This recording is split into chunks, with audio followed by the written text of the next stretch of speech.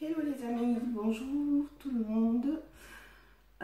Bonjour chers amis, chers frères, chères sœurs ivoiriens, ivoiriennes, chers amis africains, panafricains, parce qu'il n'y a pas que des Africains qui sont amoureux de l'Afrique, qui aiment les Africains.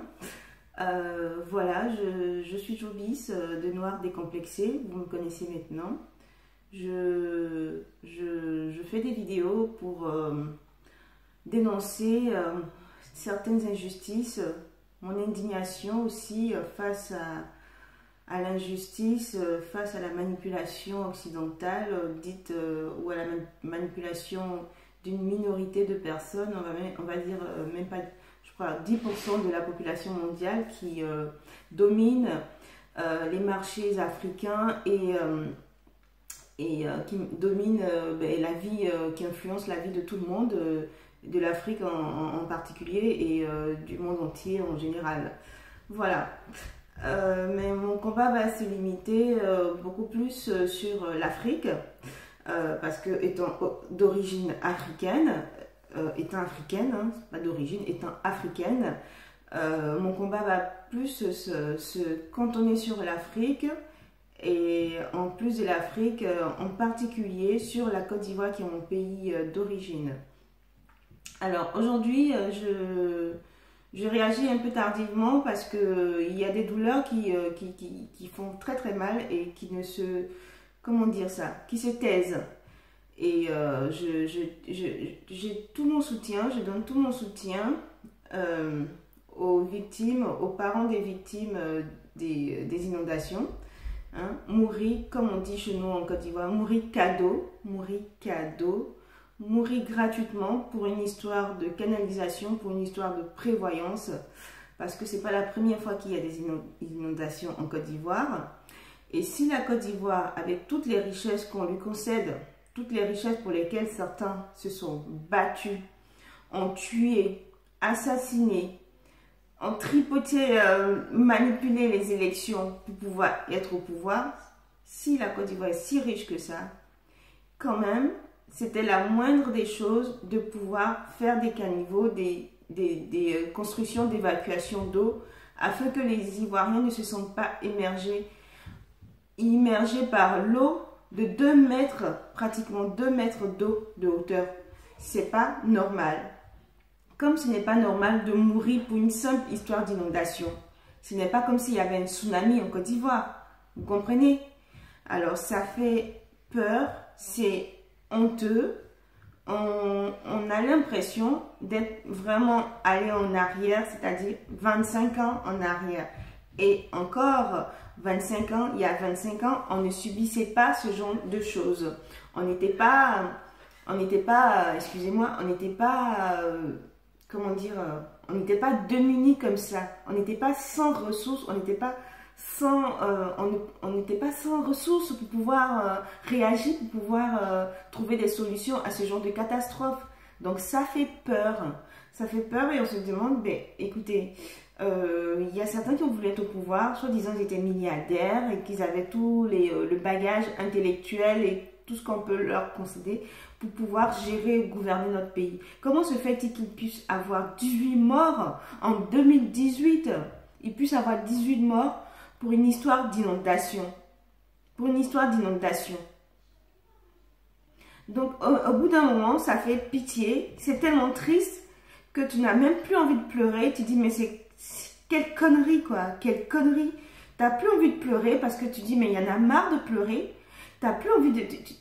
Tu te sens tellement impuissant que tu ne sais plus quoi faire. Tu te dis, mais c'est pas possible. En 2018, la Côte d'Ivoire est dirigée par Ouattara, qui est censé être un homme intellectuel, avec une femme blanche au pouvoir, qui est censée être, qui connaît tous les rouages de la politique, de la diplomatie. Et voilà, et il y a des gamins, il y a des hommes et des femmes qui meurent juste pour une question d'inondation.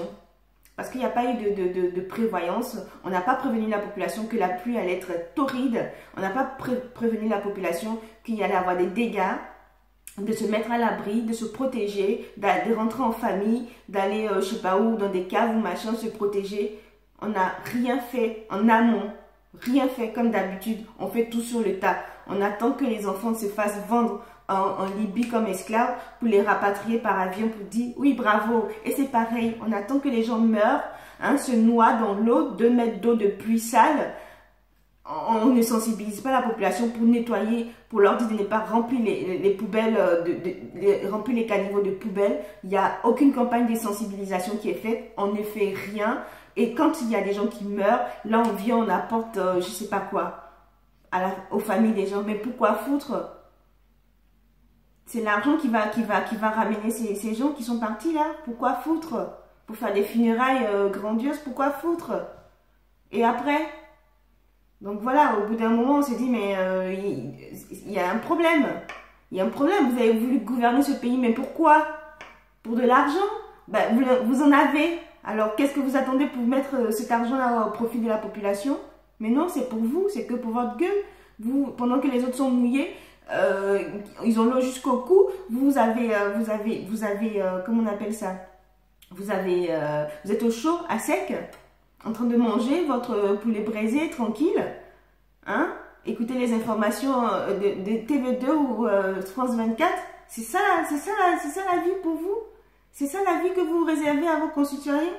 Vous n'en avez pas marre quand on vous pointe du doigt, quand vous dites que vous êtes des diables, et que vous êtes des sanguinaires, des buveurs de sang, et que vous êtes mauvais, vous n'avez pas marre? Vous ne pouvez pas essayer de renverser un tout petit peu la tendance pour les 4 années qui vous restent? Même pas 4 ans, c'est dans combien d'années? Les 2 ans qui vous restent? Vous ne pouvez pas essayer de changer la tendance? Vous ne trouvez pas que c'est, au bout d'un moment, être une humaine comme ça commence à peser? Vous n'avez pas de conscience ou quoi? Il y a une limite quand même, un peu de conscience là-dedans, là, ça dit pas, oh mince, les gens, ils commencent à se réveiller, ils commencent à parler, il faut que je fasse quelque chose, il faut que je change. Non, ça ne vous interpelle pas. Vous êtes là, vous attendez que la population se révolte, vous attendez que les gens vous mettent dehors et vous déchirent vos vêtements, ou même pire, vous tuent. C'est ça. Il faut toujours terminer comme ça. Et après, quand on étiquette les Africains de sauvages, alors qu'ils en ont ras-le-bol jusque-là, ils en ont ras-le-bol. Vous ne comprenez pas ça, la population en a ras-le-bol. Aujourd'hui, qu'est-ce qui se passe? Nous sommes le 23 juin 2018. Qu'est-ce qui se passe aujourd'hui? Eh bien, les nordistes de la diaspora ivoirienne en France sont en train de militer devant l'ambassade de la Côte d'Ivoire en France. Ils sont en train de se battre, en train de dire on ne veut plus de Ouattara. On ne veut plus de Ouattara. Ben oui, il faut vous réveiller. Ils ne veulent plus de Ouattara. Pourquoi? Parce que ici, à la diaspora, les yeux sont comme ça. Bien ouverts, ils ont compris. Ils se sont fait bien manipuler pour une histoire d'ethnie et aujourd'hui, ils n'ont que leurs yeux pour pleurer.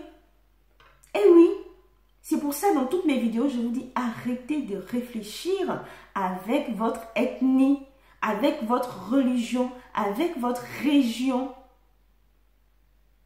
J'espère que vous êtes allés vous inscrire massivement et prouver à cette population, cette communauté internationale que vous êtes les plus intelligents.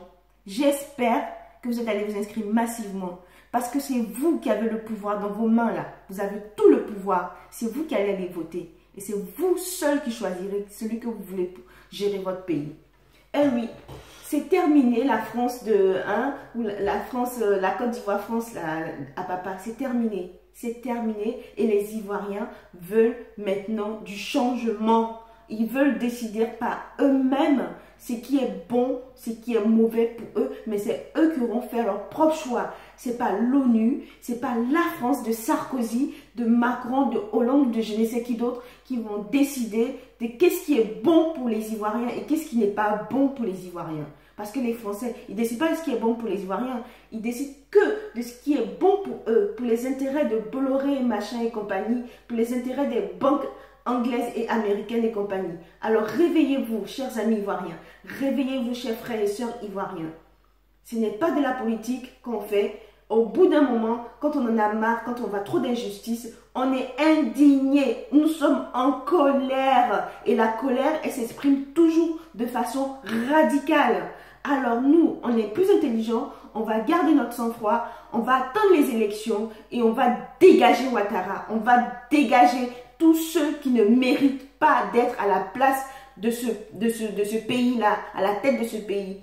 Tous sans exception. Bédier compris, Soro Guillaume compris, tous ceux qui ont participé à la manigance, à la manipulation politique pour dégager Gbagbo, pour ne pas que ce monsieur travaille pour les intérêts des Ivoiriens, tout cela, ils vont dégager. On veut des nouveaux visages, on veut des têtes fraîches, on veut des cerveaux sains.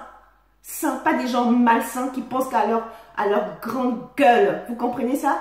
On ne veut plus de ces personnes-là. On ne veut plus des égoïstes à 80, à 70, 75 ans. Vous allez venir foutre quoi au pouvoir? Qu'est-ce que vous allez nous apporter que vous ne nous avez pas apporté quand vous aviez 45 ans, 50 ans? Allez, fichez-nous la paix et on veut du changement. Les peuples ivoiriens veulent du changement. Les nordistes, ils sont à l'ambassade de Côte d'Ivoire, en train de s'indigner. Ils réfléchissent plus avec leur ethnie. Ils réfléchissent plus avec leur cerveau et avec le cœur. Parce que ce sont la pluie là, quand ça mouille tout le monde là, ceux qui sont pauvres là, qui habitent à Baramakoteh ou je sais pas où, quand la pluie là, ça dévaste leur maison, ça les mouille, ça les tue. Ça ne connaît pas Bété, ça ne connaît pas Baoulé ni Djoula, c'est tout le monde ça tue. Du moment où tu es pauvre, tu habites à Baramakoteh, ça te tue pareil. Donc arrêtez et réfléchissez. Pensez à votre intérêt un jour. Les pauvres gens ivoiriens, pensez maintenant à votre intérêt. Choisissez la personne qui va se battre pour vous, pour vos intérêts à vous. Arrêtez de manger. Si ils vous donnent l'argent, mais bouffez leur argent. Mais le dernier mot, c'est vous qui l'avez dans vos mains. Vous partez voter, c'est vous qui savez qui vous allez voter. Votre cœur sait votre cerveau sait qui vous allez voter. Ils vous donnent l'argent, mais bouffez, parce que c'est votre argent. C'est pas leur argent. Eux, c'est que des voleurs. Ils sont là pour profiter. Donc, bouffez l'argent qu'ils vous donnent. Et puis, vous avez le dernier mot. Ils ne vont pas aller vous suivre jusque derrière votre nuque pour remplir le papier à votre place. Donc, peuple ivoirien, choisissez le bon cheval, comme je vous dis.